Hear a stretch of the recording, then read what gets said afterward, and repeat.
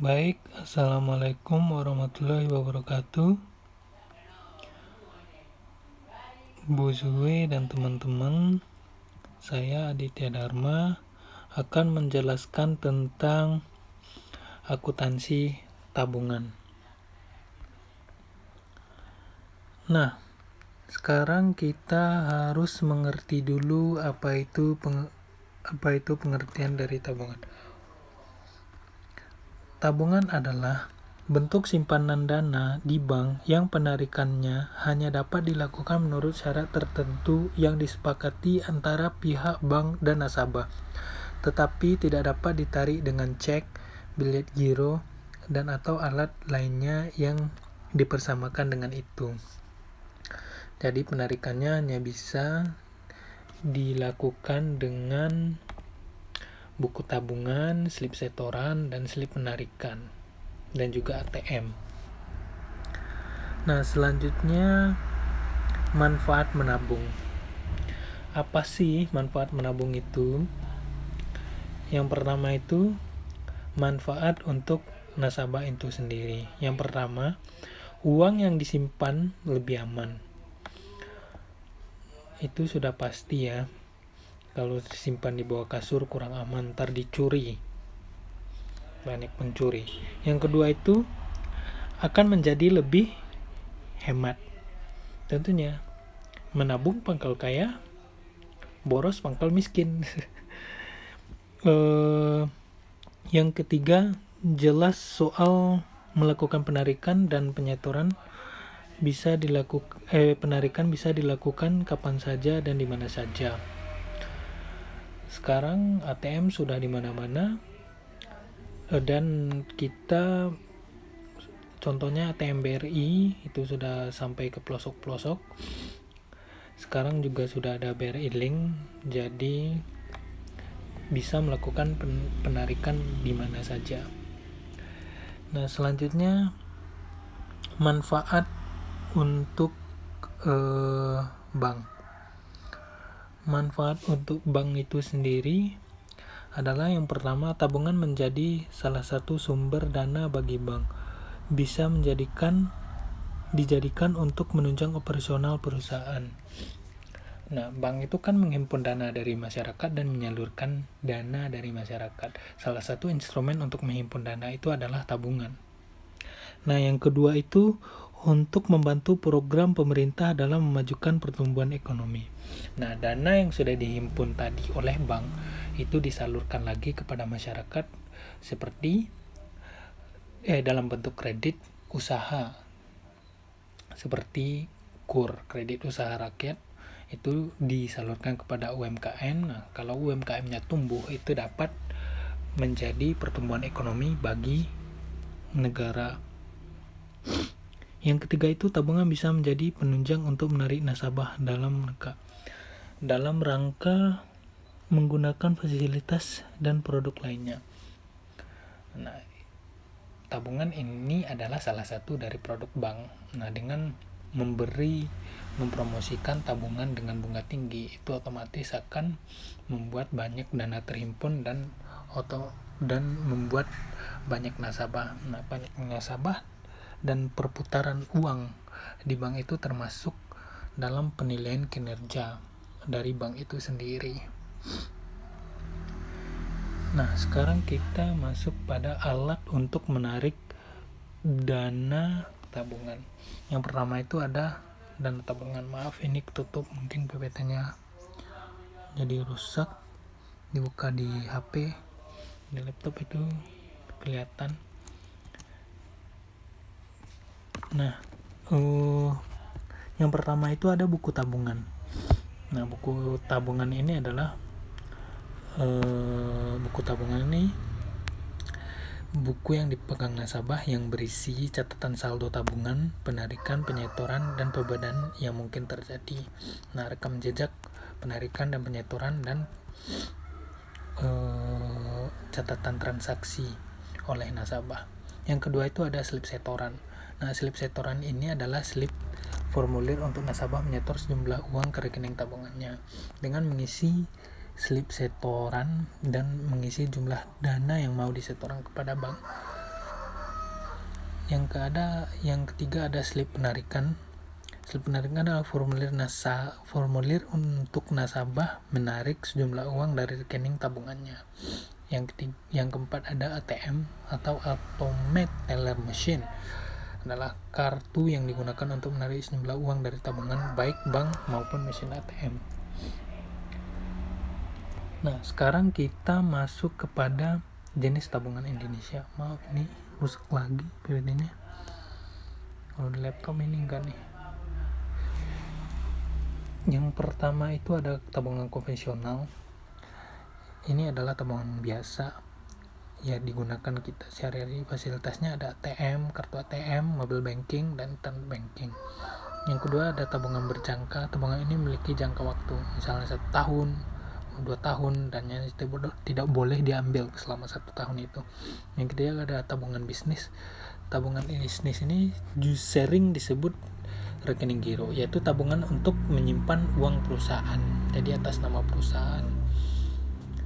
Yang keempat, tabungan haji. Tabungan yang memberikan kemudahan pada nasabah untuk beribadah haji.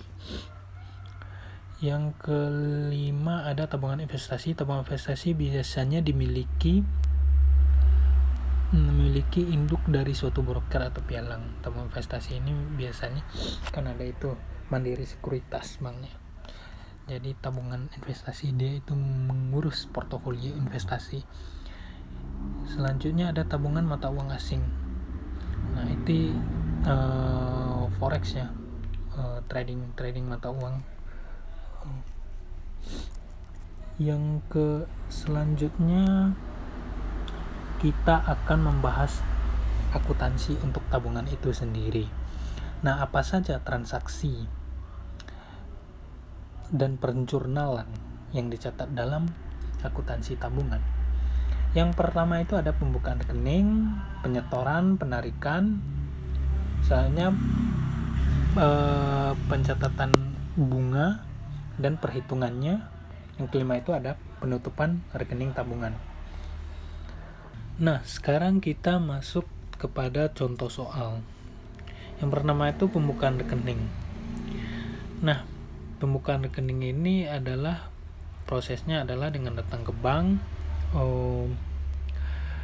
datang ke customer service dengan membawa persyaratannya. Itu biasanya 30 menit sudah jadi.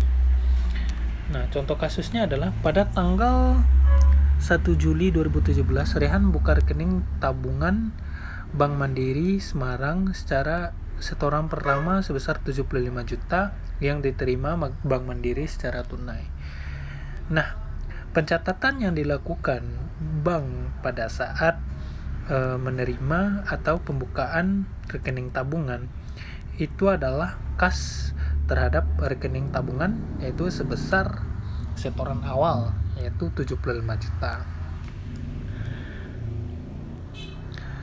Nah, ada transaksi lagi. Ini sebenarnya sudah termasuk transaksi penyetoran, yaitu pada tanggal 11 Juli 2017, Rehan menyerahkan cek sebesar 50 juta pada Bank Mandiri. Cek tersebut diterima Rehan dari PT Maju Jaya yang juga sebagai nasabah Bank Mandiri Semarang.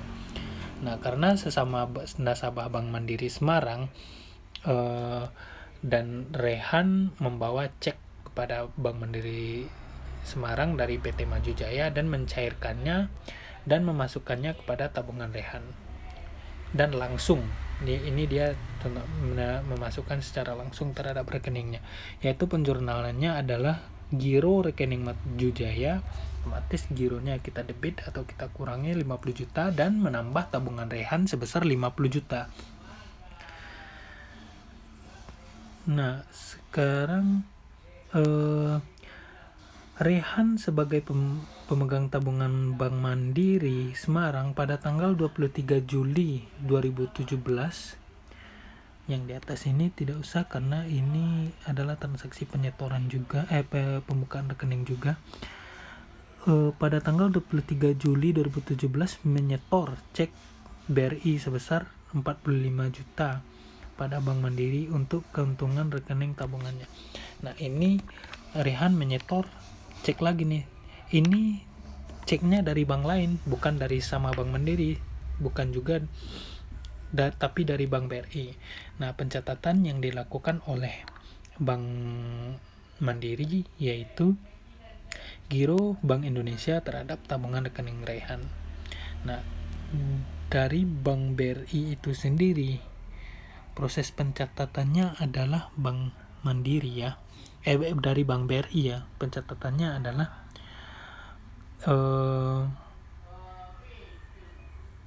giro dari PT yang memberikan cek ini kepada Rehan. Contohnya adalah PT Maju Jaya misalnya, terhadap giro Bank Indonesia. Selanjutnya ada transaksi penarikan. Penarikan bisa dilakukan di ATM, penarikan tunai dengan tiket teller, bisa juga dengan slip penarikan. Nah, contohnya kita yang pertama pada tanggal 25 Juli 2017 Rehan mengambil sejumlah uang dari rekening tabungan Bank Mandiri Semarangnya. Rehan mengambil uang sebesar 10 juta untuk keperluan usaha. Nah, jurnalnya adalah tabungan rekening Rehan terhadap kas. Kalau tabungan ambil otomatis berkurang sebesar 10 juta. Nah, ada transaksi ini nih, pada tanggal 27 Juli 2017 Rehan menarik dananya melalui ATM sebesar 1 juta. Nah, jurnalnya adalah tabungan rekening Rehan jadi berkurang, kas ATM juga berkurang sebesar 1 juta. Nah, sekarang ini adalah penarikan antar cabang. Misalnya Rehan membuka tabungannya di cabang Semarang, dia melakukan penarikan di cabang Jakarta.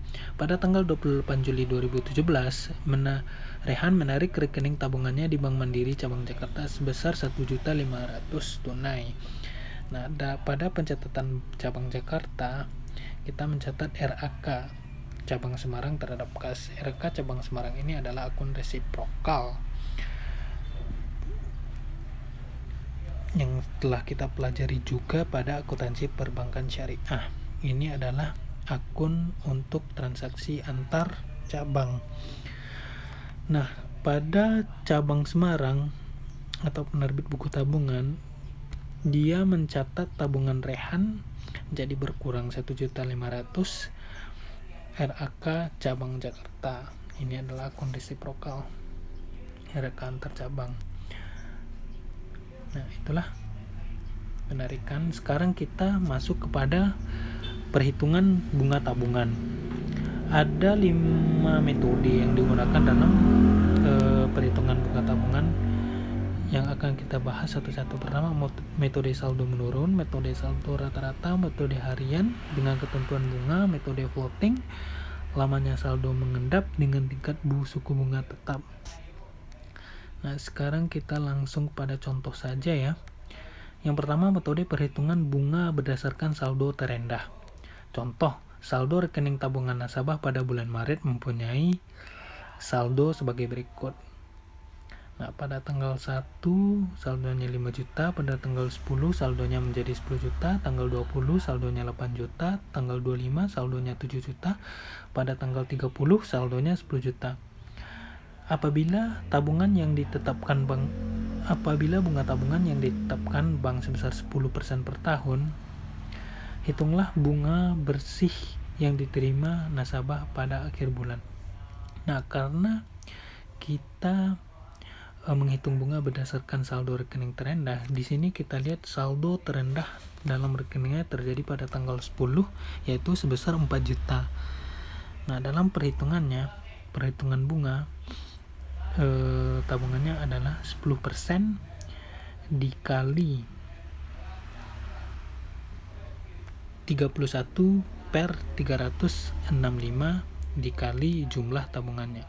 31 per 365 itu adalah jumlah hari di bulan Maret 31, dan dalam tabungannya adalah sebulan, dan jumlah hari dalam 1 tahun adalah 365 hari. Maka didapatkan adalah 33.973. Nah, bunga ini dicatat oleh bank adalah sebagai beban, yaitu beban bunga terhadap tabungan. Tabungan dimasukkan kepada tabungan yang menerima bunga tersebut. Baik, yang nomor 2 itu ada metode perhitungan bunga berdasarkan saldo rata-rata. Nah, contohnya adalah suatu rekening tabungan nasabah pada bulan Maret mempunyai saldo sebagai berikut. Ini ya, pada tanggal 1 bulan 3 12.500.000, pada tanggal 5 bulan 3 7.500.000, pada tanggal 8 7.700.000. Ini ada yang ketutup ya, yaitu tanggal 18. Kita lihat kepada perhitungan ini. Pada perhitungan itu tanggal 18 ada 6.600.000, pada tanggal 25 ada 6.700.000, tanggal 27 ada 7.800.000, pada tanggal 29 7.900.000. Nah, tingkat bunga progresif dengan ketentuan sebagai berikut. Saldo 0 sampai dengan 1 juta itu bunganya 0. Saldo 1 juta besar, saldo 1 juta sampai dengan 5 kurang dari 5 juta itu 8%. Saldo 5 juta sampai dengan 7 juta itu 9%. Saldo 7 juta ke atas itu 10%. Nah, bagaimana cara perhitungannya? Ini kan kita menggunakan perhitungan bunga berdasarkan saldo rata-rata. Jadi kita cari dulu saldo rata-rata per harinya itu berapa gitu. Nah, cara mencarinya adalah saldo 12 juta itu tetap selama 4 hari. Cara perhitungannya dia kan dimulai dari tanggal 1 ya. Tanggal 1. Jadi tanggal 1, 2, 3, 4. Nah, itu kan terdapat 4 hari. Makanya 12 juta dikali 4 terdapat 50. Sama saldo 7.500.000 terdapat selama 3 hari, itu dari tanggal 5 sampai tanggal 8. 5, 6, 7, nah, tanggal 8 saldonya sudah 7.700.000, jadi 5, 6, 7 per hari, 3 hari dikali 3 dapat 22.500.000, begitu seterusnya sampai ke bawah. 7.700.000 kali 10 hari, 6.600.000 kali 7 hari, 6 dapat 42 juta, 6.700.000 kali 2 hari dapat 13.400.000, 7.800.000 kali 2 hari sama dengan 15.600.000.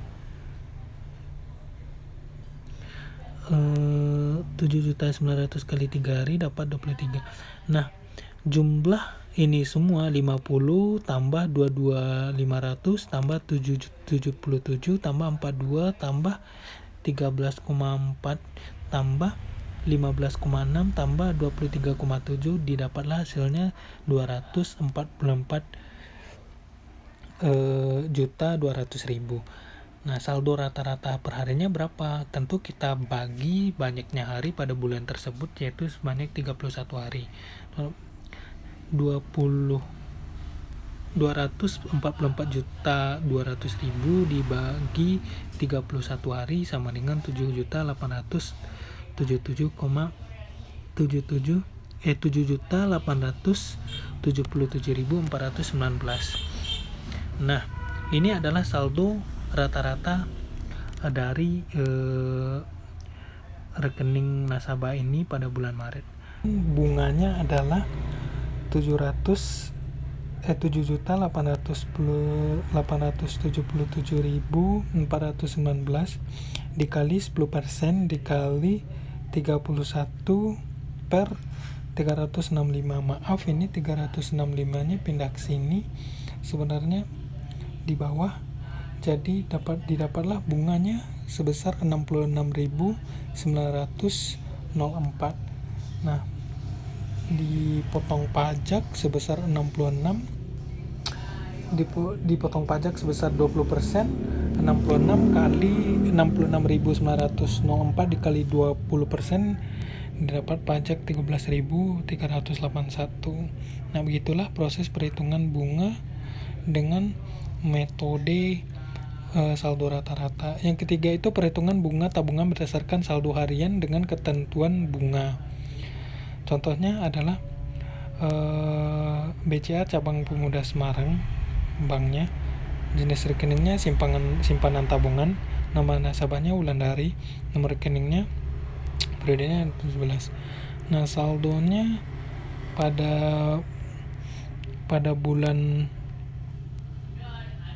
saldonya adalah saldo pada tanggal 1 210, tanggal 8 260 karena terjadi kredit 50 juta, saldo 15 penarikan tunai 70 juta, saldo balance-nya jadi 190, tanggal 21 bayar utang 106,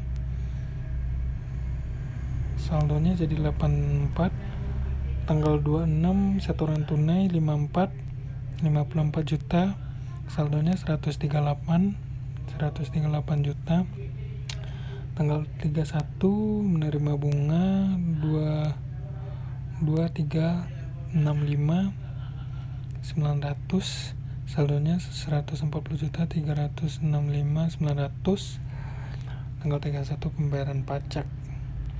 Nah, bagaimana perhitungan bunga tabungan berdasarkan saldo harian dengan ketentuan bunga ini? Nah, selama bulan Juli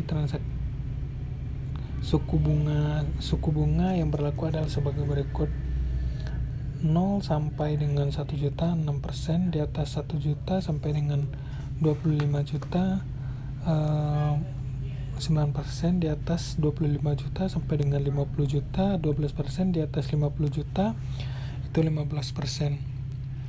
Nah, perhitungan bunganya adalah perhitungan bunganya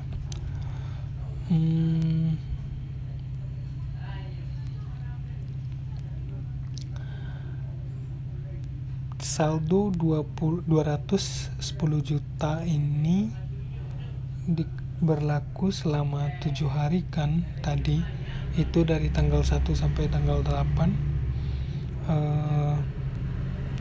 dan saldonya di atas 50 juta dikali 15%, bunganya 15% didapat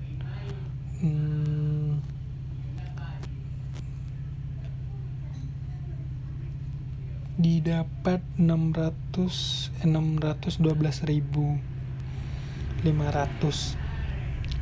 Nah, tata cara perhitungannya begitu sampai ke bawah. Dari tanggal 8 sampai dengan 15 itu 7 hari juga, 8, 9, 10, 11, 12, 13, 14. 7 hari dikali 15 begitu sampai ke bawah.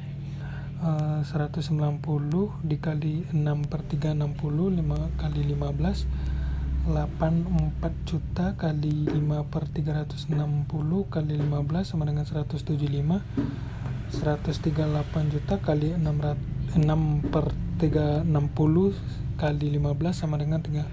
Nah, semuanya dijumlahkan maka didapat bunganya adalah sebesar 2.365.833 dibulatkan menjadi 2.365.900. Nah, pajak 20% dengan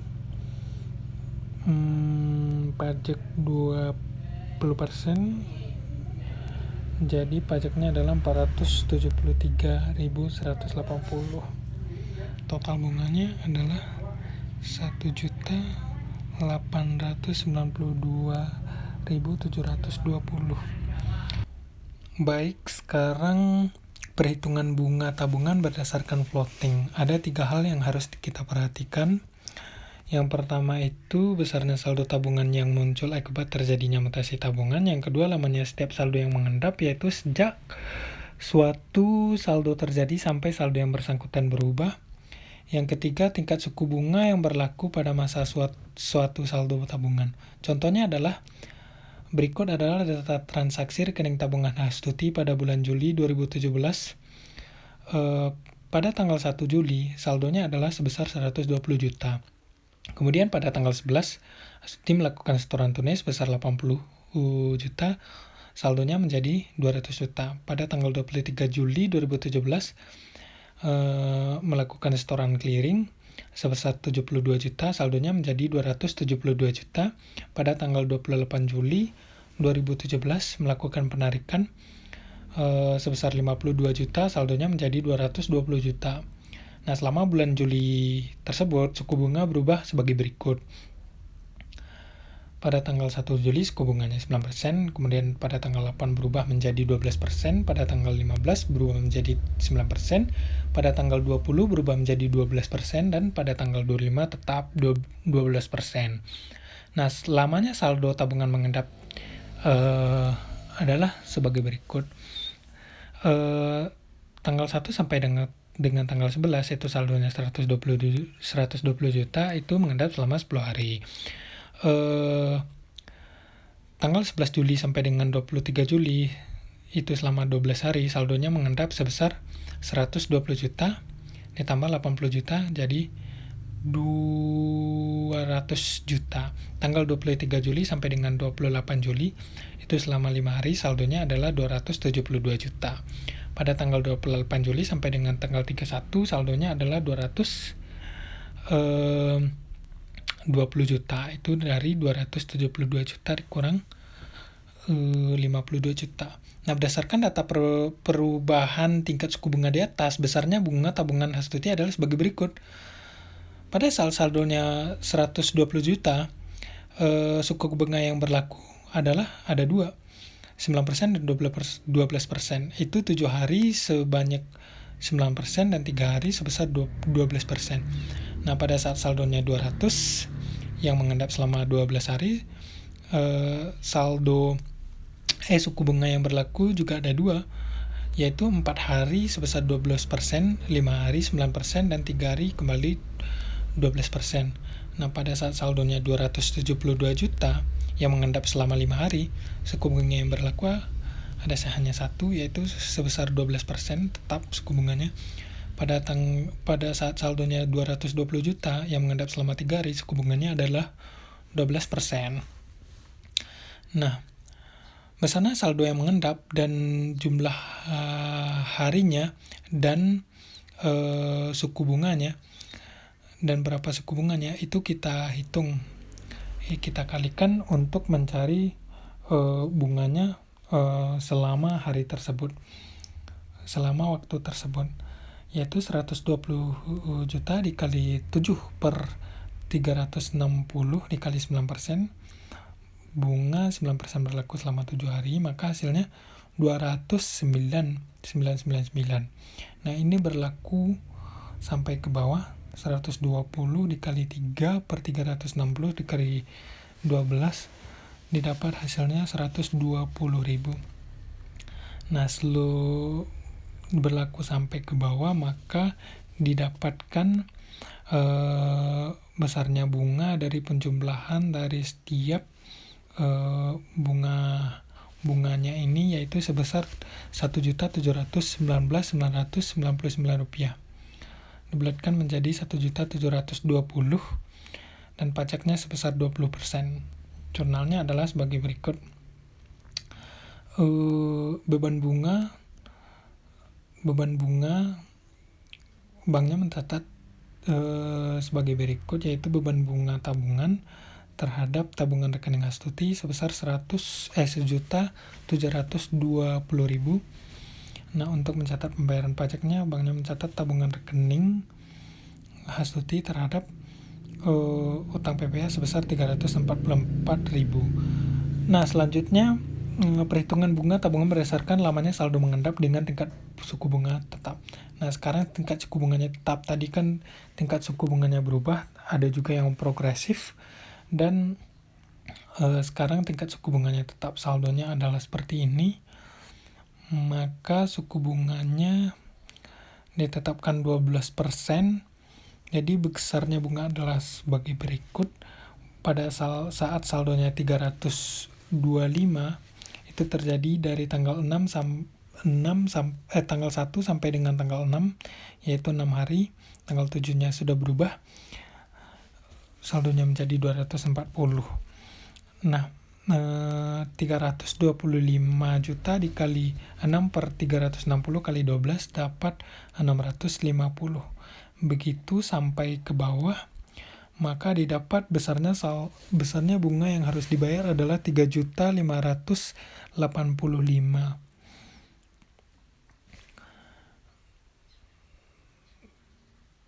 Nah, pajaknya adalah 3.585.100 rupiah dikali tarifnya 20% sama dengan 717.020. Untuk jurnalnya adalah untuk jurnal pencatatan pengkreditan bunganya kepada rekeningnya nasabah atau PT Monde ini adalah beban bunga terhadap tabungan PT Monde sebesar 3.585. Dan untuk pembayaran pajaknya adalah tabungan PT Monde terhadap utang PPH sebesar 717. Nah, itulah 5 tata cara perhitungan bunga. Selanjutnya, pencatatan penutupan rekening tabungan. Penutupan rekening tabungan seseorang nasabah terjadi ketika nasabah yang bersangkutan menarik semua jumlah tabungannya. Contohnya, tanggal 1 Agustus 2017, Chandra menutup rekening tabungannya pada Bank BCA cabang Semarang. Seluruh jumlah tabungannya sebesar 556.955.600 ditarik. Nah, jurnalnya adalah sebagai berikut. Tabungan rekening Chandra terhadap kas sebesar 556.955.600 rupiah. Nah, ini adalah rekening korannya. Saldo awalnya adalah 556, kemudian didebit semuanya, maka saldo rekeningnya jadi 0. Baik, sekian presentasi dari saya. Untuk salahnya saya mohon maaf, untuk kurang lebih saya mohon maaf. Assalamualaikum warahmatullahi wabarakatuh.